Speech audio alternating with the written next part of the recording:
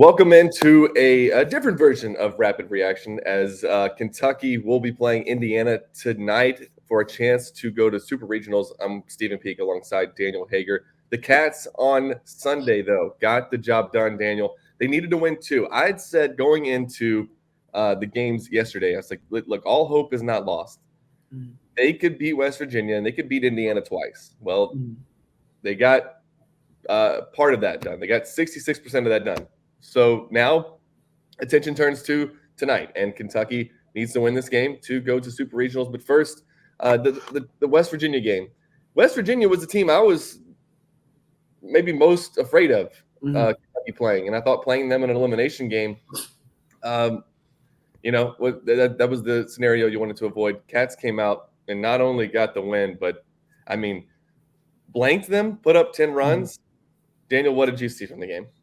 Yeah, on Rapid Reactions the other night, we kind of expressed our concern with West Virginia. They had one of the deepest pitching staffs in the entire NCAA tournament, the Big 12 Player of the Year, and J.J. Weatherholt.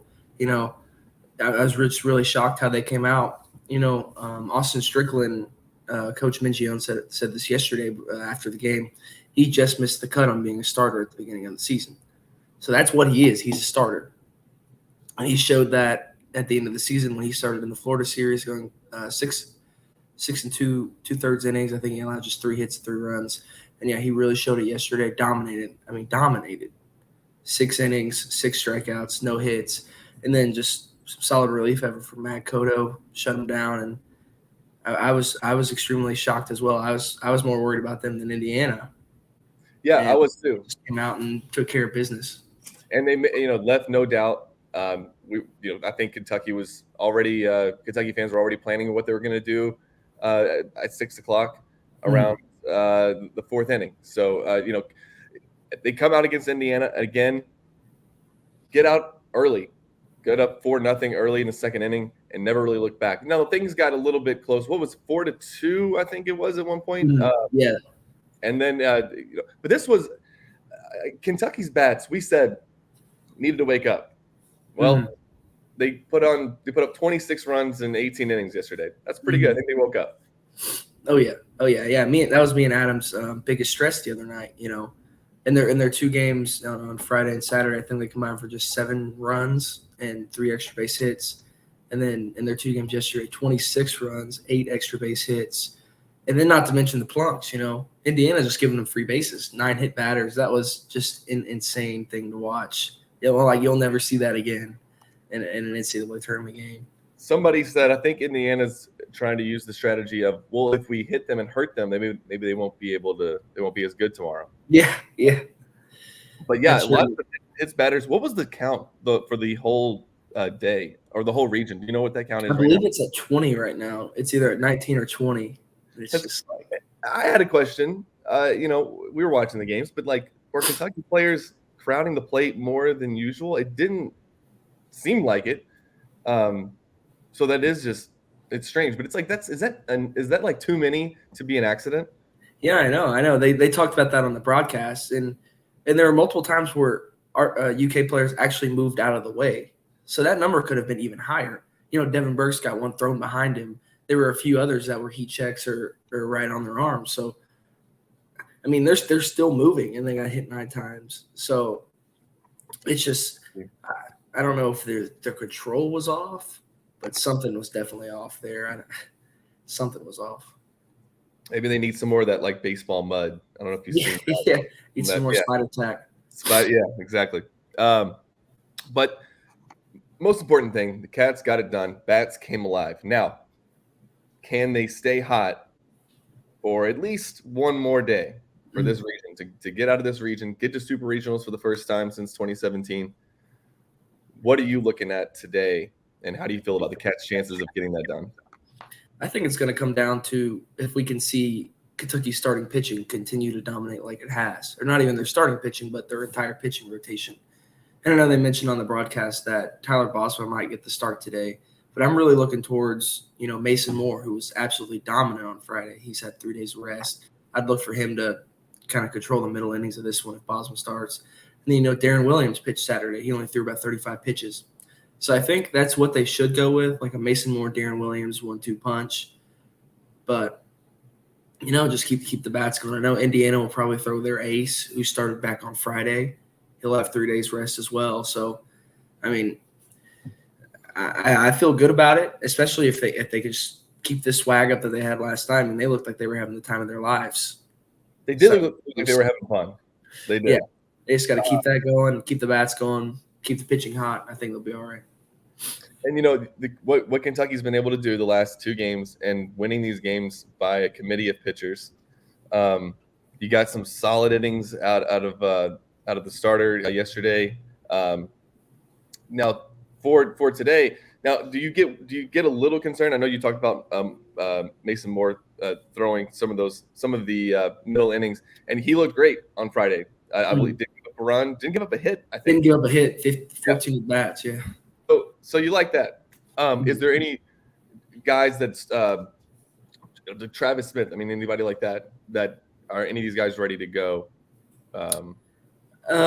Travis only threw 76 pitches, so I'm sure he could go if needed. Strickland's probably wiped out, and Zach Lee would be wiped out. So I think those would be the only 2 guys that won't be ready to go. I know there are some guys that haven't even pitched yet that they can use. Jackson Novi is one. Seth Logue is another. Zach Heis, he hasn't pitched in a little bit, but they've still got some really good arms in that pen that are fresh and they could go if they're needed. Well, what we saw this weekend, I thought was just huge for Kentucky baseball. Maybe we'll talk about this just a little bit more, but that crowd on Saturday, again, the crowds that you've had this entire weekend, and it's been predominantly blue, as you would expect in the Lexington region, but big picture, what does this do for Kentucky baseball? We kept talking about it this year that there were fans want to get on board. And we said that they would hang on board, and then they'd take a few losses, and then the interest would dip, and then it would come back up. I know it might be hard to think about it right now. But what does this run do, big picture, for Kentucky? I mean, they're going to play the most important game in Kentucky Proud Park tonight at 6:00. What does that mean for Kentucky baseball? You've been following them all year. Yeah, since 2017, this program has kind of been forgotten about. With the elevation of other sports, the volleyball team has won a national championship.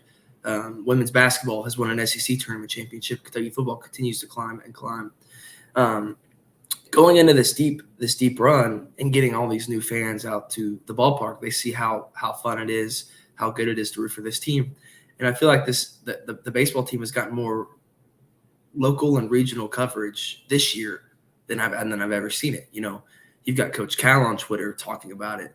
You've got literally every single media person in Kentucky and the surrounding areas talking about how fun this team is. The SEC baseball Twitter accounts, they're talking about how fun this team is. And in the past few years, they've been an afterthought to Vanderbilt, Florida. And this year they beat Florida. They beat South Carolina. So this year was huge, in especially asserting their dominance in the recruiting side of things. Mingione is already getting after the transfer portal and getting guys to Lexington. And he's definitely showing him what things can be like in Lexington with a really good baseball team. So I think things are definitely on the uptick if things keep going up like they have been this season. So one way to keep that up would be to win tonight, and that would get you to the Super Regional, likely to be in Baton Rouge. LSU will play Oregon State. One of their games got delayed. Oregon State will have to beat them twice tonight, right, Daniel? Yeah, I believe it'll be at 1 and 6 later tonight. Okay, so you're probably preparing for a trip to Louisiana, correct? I mean, LSU has kind of rolled through the region so far, winning the first 2 games, and they're 1 win away from going. Is there any chance you can see maybe Oregon State pulling that upset? I'm gonna be honest, probably not. So I don't even want to think about it. I mean, LSU I don't think LSU's lost back-to-back games all season. So wow, I wouldn't bet the money on that. Yeah, and that's the thing. That Kentucky will have to beat LSU twice, correct? If they were to make it there. So I think going into this tournament, we saw that Kentucky we talked about a path that some people said Kentucky had like a 30% chance of getting to the College World Series. They're now 3 wins away from doing that. And, Daniel, this is it would have been nice to host a super regional. It would have been, but I agree. I saw KS Bar throughout the weekend. But there were so many things in Lexington going on. It's amazing that Kentucky baseball was still kind of the talk of the town a little bit. Mm-hmm. Mm-hmm. And this is another huge moment for Kentucky baseball. Again, you're 3 wins away from going to the College World Series. And I think that changes the whole program if you're able to do that. Mm-hmm. I think, it's just another week of talking about Kentucky baseball. I mean, that publicity is huge. You go on the ESPN app and you're getting college baseball updates, and you're seeing Kentucky, and you're seeing the number next to their name. All of this stuff is huge when you're building a program and trying to take them to that next level. And it's so exciting. I can't wait to get there tonight. I can't wait to get to the ballpark. How many people do you think will be there? I don't think it'll be as big as their record crowd, but I'd be shocked if it was below 5,500 people. I saw tickets online. For the Berm, they're $10. That's pretty reasonable. I think I saw tickets online for behind the plate, over $500. Oh, wow. Yeah. So Kentucky baseball has arrived, and I'm excited to be there. Daniel, where can people, they want to follow Kentucky baseball, they want to follow you, how can they do that? Yeah, you can follow me on Twitter at Daniel Hager KSR, and then you'll see me on the website just under Daniel Hager in the KSR baseball tab.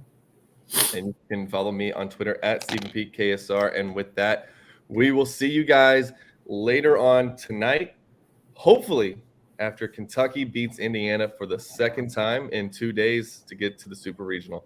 We will see you then.